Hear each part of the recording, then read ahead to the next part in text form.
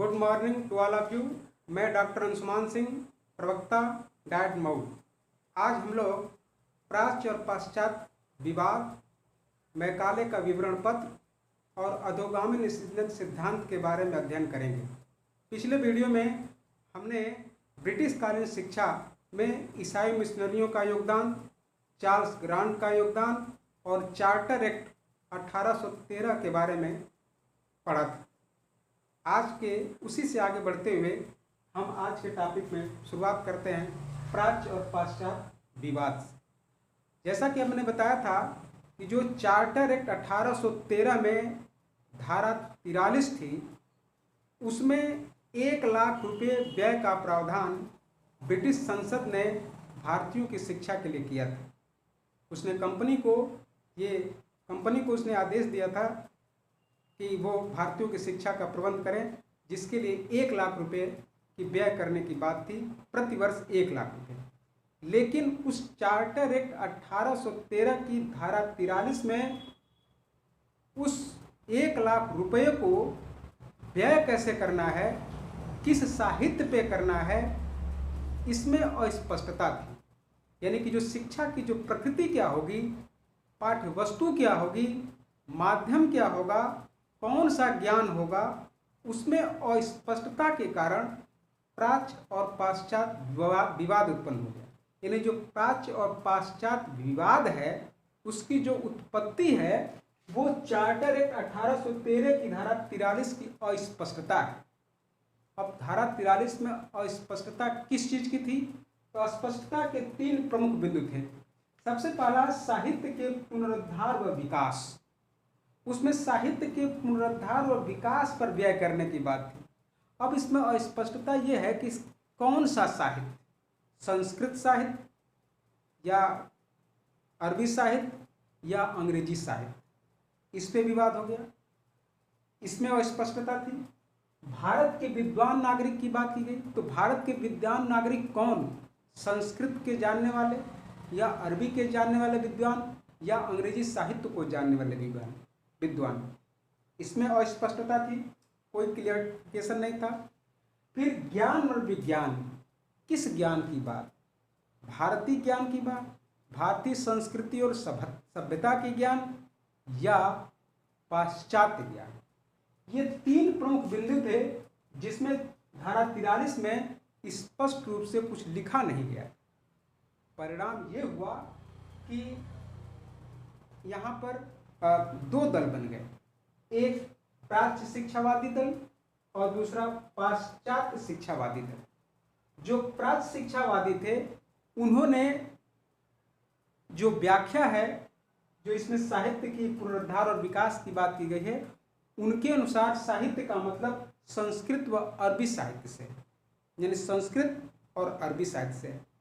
विद्वान का जो मतलब है वो दोनों भाषाओं में से किसी एक विद्वान से है। और ज्ञान विज्ञान का मतलब जो भारतीय संस्कृति है, जो भारतीय सभ्यता है, जो भारतीय ज्ञान है, यहाँ के उस ज्ञान से मतलब है।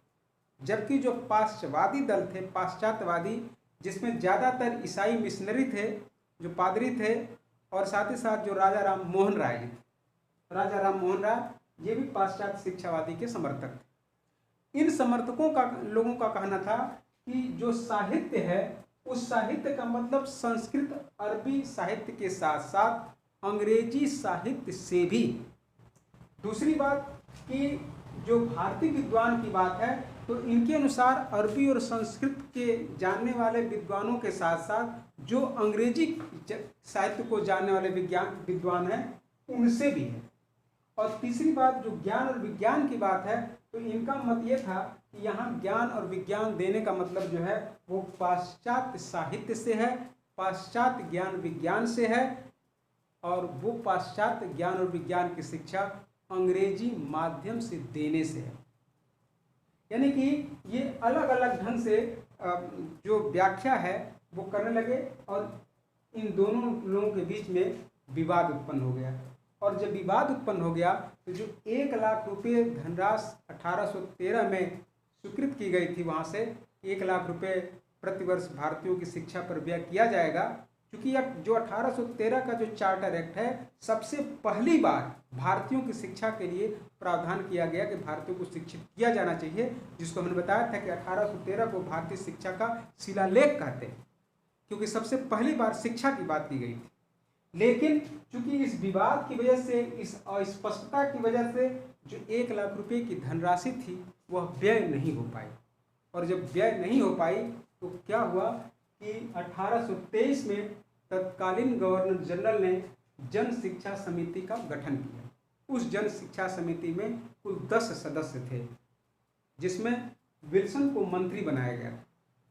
विल्सन ने उस विवाद को समाप्त करने के लिए जनवरी 1835 में लॉर्ड विलियम बेंटिक के समक्ष उस विवाद को, प्राच्य और पाश्चात्य विवाद था, उसके समाप्त करने के लिए उसको लॉर्ड विलियम बेंटिक के पास जनवरी 1835 में रखा। लॉर्ड विलियम बेंटिक ने क्या किया कि गवर्नर जनरल काउंसिल के विधि सदस्य लॉर्ड मैकाले को जन शिक्षा समिति का सभापति नियुक्त किया और उस विवाद को हल करने के लिए कहा। तब लॉर्ड मैकाले ने उस विवाद से संबंधित दोनों पक्षों को, यानी प्राच्य जो शिक्षावादी थे उनके विचार, जो पाश्चात्य शिक्षावादी थे उनके विचार, दोनों विचारों को सुना। साथ ही साथ जो धारा 43 में जो दिया गया था उसका सूक्ष्म अध्ययन किया, और सुनने के बाद और अध्ययन करने के बाद अपनी सलाह को उसने लॉर्ड विलियम बेंटिक के पास रखा। तो लॉर्ड मैकाले ने जो अपनी सलाह दी, उस सलाह को ही हम मैकाले का विवरण पत्र कहते हैं। उसने अपनी सलाह में धारा 43 की व्याख्या की।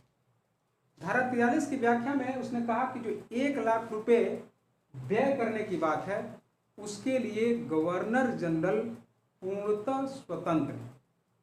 दूसरी बात, जो साहित्य है उसका अरबी और फारसी साहित्य के साथ साथ अंग्रेजी साहित्य से भी है। और तीसरी बात, जो भाषा की प्रयोग की बात है तो उसने अंग्रेजी माध्यम की वकालत की कि अंग्रेजी माध्यम से शिक्षा दी जाए। और चौथी बात, जो भारतीय विद्वान है उसने कहा भारतीय विद्वान का मतलब मौलवी, पंडित व अंग्रेजी साहित्य के विद्वान से। उसने लॉर्ड मैकाले जो था वो यहाँ की जो शिक्षा थी, जो भारतीय शिक्षा है, भारतीय ज्ञान है, इसको मिथ्या बताया, इसको निकृष्ट बताया। और जो अंग्रेजी जो साहित्य है, जो अंग्रेजी ज्ञान है, जो पाश्चात्य ज्ञान है, उसको उसने उत्कृष्ट बताया। यानी कि लॉर्ड मैकाले ने अपनी जो सलाह दी उसने पाश्चात्य ज्ञान की जोरदार वकालत की, अंग्रेजी माध्यम से शिक्षा देने की बात की। उसने यहाँ की शिक्षा को बहुत निम्न बताया, और जो उसने सलाह दी थी उसी को हम कहते हैं मैकाले का विवरण पत्र। उसके जो कुछ प्रमुख जो विचार हैं जिसमें वो कहता है कि एक अच्छे यूरोपीय पुस्तकालय के एक अलमारी का साहित्य भारत व अरब के संपूर्ण साहित्य के समान महत्व रखता है। देखिए वो कह रहे एक अच्छे यूरोपीय पुस्तकालय की एक अलमारी का जो साहित्य वो भारत व अरब के संपूर्ण साहित्य के समान महत्व रखता है। उसने ये भी तर्क दिया था कि हमें ऐसे वर्ग का निर्माण करना है जो रंग रूप में तो भारतीय हो लेकिन रुचि, विचार और बुद्धि में अंग्रेज हो। क्योंकि उसका जो लक्ष्य था वो बापुओं को तैयार करना था। वो जो शिक्षा दी जा रही थी उसका उद्देश्य भी कंपनी को चलाने में सहायता लेने से मतलब था, ईसाई धर्म को अपनाने से था। इसका उद्देश्य भारतीयों को शिक्षित करने का लक्ष्य नहीं था, बाबू वर्ग तैयार करना था। जब बाबू वर्ग तैयार करना था और इसलिए उसने यहाँ की जो शिक्षा पद्धति है इसको उसने एकदम निम्न बताया, और जो पाश्चात्य शिक्षा है उसको उसने उच्च बताया। साथ ही साथ उसने ये भी कहा कि हमें इसने जो शिक्षा देनी है वह उच्च वर्ग को देनी है, केवल उच्च वर्ग को, केवल संभ्रांत वर्ग को देनी है। और जो जन सामान्य की जो शिक्षा है उसने उसकी अवहेलना की। उसका ये मानना था, या उसके जो समर्थक थे जो मानते थे कि जो शिक्षा है वो जब उच्च वर्ग को दी जाएगी तो वहाँ से वह स्वतः धीरे धीरे छन छन करके निम्न वर्ग में पहुँच जाएगी। क्योंकि वो मानते थे कि जो निम्न वर्ग है वह उच्च वर्ग का अनुसरण करता है, और जब उच्च वर्ग पाश्चात्य ज्ञान आ जाएगा, अंग्रेजी का ज्ञान आ जाएगा, तो निम्न वर्ग अपने आप उनका अनुसरण करने लगेगा।